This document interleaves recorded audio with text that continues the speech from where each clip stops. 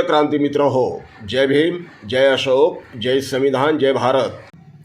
2011 पासून जनगणना बंद आहे. भारतामधली जनगणना ही 2011 मध्ये झाली. 2021 मध्ये ती होणं अपेक्षित होतं, परंतु आज 2021ला 4 वर्ष होऊन गेली तरी सुद्धा जनगणना होत नाही. कोणत्या जातीचे किती माणसं आहे, कोणत्या जातीची किती संख्या आहे, जनगणनाच होत नाहीये. आमचं नेहमी म्हणणं आहे, जाती निहाय जनगणना करा. जिसकी जितनी संख्या भारी, जिसकी जितनी संख्या भारी उसकी उतनी हिस्सेदारी. ही घोषणा आम्हीच करतोय ना, ही मागणी आम्हीच करतोय ना. परंतु तरी सुद्धा 2021च्या नंतर कोणत्याही पद्धतीची जनगणना झालेली नाही. आणि इंग्रजांच्या काळात जी जातनिहाय जनगणना झाली त्याच्यानंतर भारतामध्ये जातनिहाय जनगणना झालीच नाही.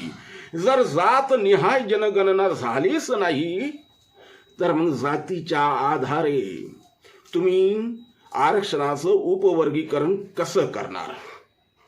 तुम्ही म्हणता की एससी मागासवर्गीय प्रवर्गातील आरक्षणाचं आम्ही अ ब क ड असं वर्गीकरण उपवर्गीकरण करू.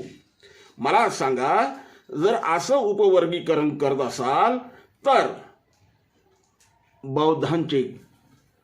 बौद्धांची संख्या किती, चर्मकारांची संख्या किती, मातंगांची संख्या किती, आणि इतर आमच्या जाती समूहांची जे 59 जाती आहेत सर्व मिळून त्या सगळ्यांची वेगवेगळी लोकसंख्या किती, आणि मग कोणत्या आधारावर तुम्ही उपवर्गीकरण करताय, कोणत्या आधारावर? हा सवाल बाबासाहेबांच्या नातवानं म्हणजे संविधान रक्षक सरसेनानी आनंदराज आंबेडकर साहेबांनी विचारलाय. खबरदार, असं कोणतंही अ ब क ड उपवर्गीकरण कराल तर या उपवर्गीकरणच्या नावाखाली 2 समूहामध्ये जर भांडण लावून देण्याचा प्रयत्न कराल तर याद राखा, गाठ माझ्याशी आहे. आनंदराज आंबेडकर साहेबांनी इशारा दिलाय. आनंदराज आंबेडकर साहेबांनी पुढं असाही इशारा दिलाय की जर जात निहाय जनगणना तुम्ही एकतर करत नाही आणि वरती तुम्ही उपवर्गीकरण करण्याचा जर प्रयत्न कराल तर मात्र संपूर्ण देशात मोठं आंदोलन उभं केल्याशिवाय आम्ही राहणार नाही. तुमचे हे डाव आम्ही उद्ध्वस्त करून टाकू. तुम्हाला उपवर्गीकरण करायचे ना, अगोदर जात निहाय जनगणना करा. कोणाची संख्या किती आहे ते ठरवा. आणि हो, उपवर्गीकरण फक्त शिक्षण आणि नोकरी याच्यापुरतं मर्यादित असलं नाही पाहिजे, तर उपवर्गीकरण राजकीय आरक्षणामध्ये देखील असलं पाहिजे. आजवर सगळ्यात मोठा या 59 जातींमध्ये सगळ्यात मोठा बौद्ध समाज आहे, आंबेडकरी समाज आहे. परंतु आमदार खासदारकीला, लोकसभेच्या निवडणुकीमध्ये, विधानसभेच्या निवडणुकांमध्ये राखीव जागांवर या बौद्ध समूहावरती, सगळ्यात मोठ्या असणाऱ्या बौद्ध समूहावरती अन्याय होऊन तुम्ही इतरांना तिकीटं देता, निवडणुकीची तिकीटं देता, त्यावेळेला बौद्धांवरती अन्याय होताना दिसत नाही का? मग करायचे उपवर्गीकरण तर राजकीय आरक्षणाचेही करा, असं जाहीर आव्हान आनंदराज आंबेडकर साहेबांनी सरकारला दिले. मित्रांनो, हे उपवर्गीकरण करण्याचं जे काही गाजर दाखवलंय ना फडणवीसने, हे फक्त आणि फक्त निवडणुका जिंकण्यापुरतं आहे.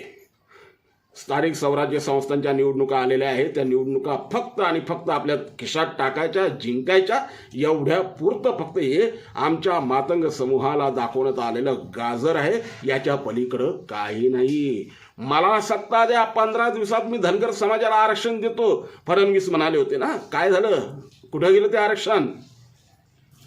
मला सत्ता द्या, मराठ्यांच्या आरक्षणाचा प्रश्न मी सोडवतो. काय झालं? लाखाचे आधी मोर्चे काढावे लागतात जरांगे पाटलाला. आजही तो ओबीसी विरुद्ध मराठा, मराठा विरुद्ध ओबीसी हा संघर्ष पेटला आहे. त्याच्यामध्ये आता तुम्ही बौद्ध विरुद्ध मातंग हा संघर्ष लावताय. लागू देणार नाही. आनंदराज आंबेडकर साहेबांनी सांगितले, हा संघर्ष आम्ही होऊ देणार नाही. आम्ही सगळे बांधव आहोत, एक आहोत, बाबासाहेबांच्या विचारांनी बांधलेले आहोत. आम्हाला वेगळं करण्याचा प्रयत्न केला, कितीही केला तरी आम्ही वेगळं होणार नाही. हा संदेश आनंदराज आंबेडकर साहेबांनी दिलेला आहे. आणि अर्थात जर असा कोणताही प्रयत्न कोणी करून पाहिला, उपवर्गीकरण करण्याचं लादण्याचा जर प्रयत्न कोणी केला तर मात्र आंदोलन निश्चित होणार. त्या आंदोलनासाठी आपण सर्वांनी सज्ज राहायला हवं.